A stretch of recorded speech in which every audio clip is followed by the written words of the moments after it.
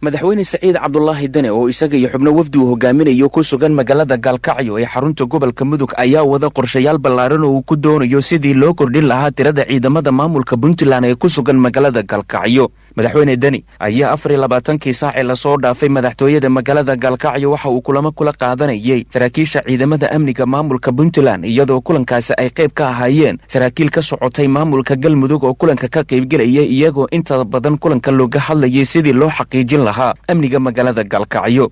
saraakiisha ka qayb galaysa kulanka ayaa madaxweyne Saciid Cabdullaahi Dane waxa uu sheegay in tallaabada ballaaran ee la doonayo sidii loogu xaqiijin lahaa amniga magaalada Gaalkacyo in la isku dhafo ciidamada Puntland iyo Galmudug si ay hal mar uga wada qayb qaataan sugidda amniga magaalada Gaalkacyo. si kastaba ha ahaatee arrintan ayaa ka dambeysay kadib markii dhowaan madaxweyne Axmed Ducaale Geele Xaaf uu waqooyiga magaalada Gaalkacyo madaxtooyada ku taala uu kula kulmay madaxweyne Saciid Cabdullaahi Dane isaga iyo xubno wafdi ka tirsan maamulka Puntland. waxaana sidoo kale kulankaasi qayb ka ahaa isku dhafka ciidamada maamulada Puntland iyo Somaliland, waxaana taasi ay qayb ka tahay kulamo mas'uuliyiinta maamulada Puntland iyo Galmudug ay ku doonayeen sidii saraakiisha labada dhinac ay uga dhaadhicin lahaayeen inay wada shaqeeyaan labada ciidan maadaama xaaladda magaalada Gaalkacyo ay xilliyada qaarkood ka dhacaan falal ammaanka lagu waxyeeleynayo.